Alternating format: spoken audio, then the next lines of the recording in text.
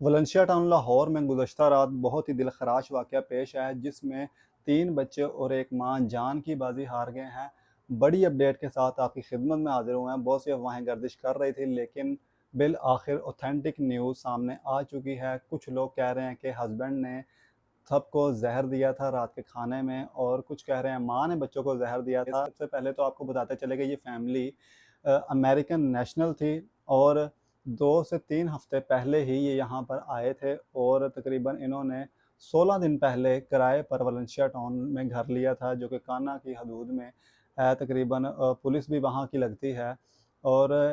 जो हस्बैंड है, ज़ाहिर है हस्बैंड बच गया था, और जब उससे इन्वेस्टिगेशन की गई तो सामने ये खबर आई कि हस्बैंड तकरीबन ग्रोसरी करने गया हुआ था रात के टाइम, और बीवी और बच्चे खाना खाने के लिए गए थे। जब तफ्तीश सामने की गई तो उसमें ये पता चला, जो कि एक शक वाली बात थी, क्योंकि अक्सर फैमिलीज़ इकट्ठे ही खाना खाती हैं, और खाने के टाइम हस्बैंड का ग्रोसरी करना एक बहुत ही हैरत अंगेज़ बात थी। लेकिन जो वहाँ के सामने रहते थे, स्टोर था जिनका, उनका कहना ये है कि ये जो औरत है जिसकी जान चली गई थी, वो भागती हुई अपने घर से बाहर आई थी। उसने शोर मचाना शुरू कर दिया कि मेरे बच्चों को बचा लें, क्योंकि उसने कहा कि खाना खाने के दौरान बच्चे बाहर गए, उन्होंने बाहर जाके उल्टी की, और वो बच्चे वहीं पर ढेर हो गए। जैसे ये ख़तून बाहर आई तो दुकानदारों का कहना है कि कुछ ही लम्हात में औरत के मुँह से भी जो झाग वग़ैरह आना शुरू हो गई थी ज़हर की वजह से। तो इब्तदाई तौर पर तो ये कहा जा रहा है कि कोई भी चीज़ कहना क़बल-अज़-वक़्त होगा, क्योंकि अभी इन्वेस्टिगेशन जारी है, और कुछ भी कहा जाएगा तो इन्वेस्टिगेशन के रास्ते में वो प्रॉब्लम बन सकता है। एक और जो चीज़ सामने आ रही है, कह रहे हैं जी औरत ने किसी घरेलू नाचाकी की बुनियाद पर बच्चों को ज़हर दिया, या औरत साइको भी कही जा रही है।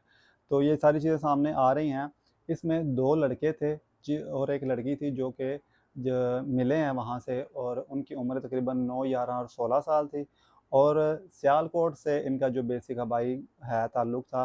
और खाने के अब सैंपल वग़ैरह लिए जा रहे हैं, और 3 इन्वेस्टिगेशन टीम्स की जानिब से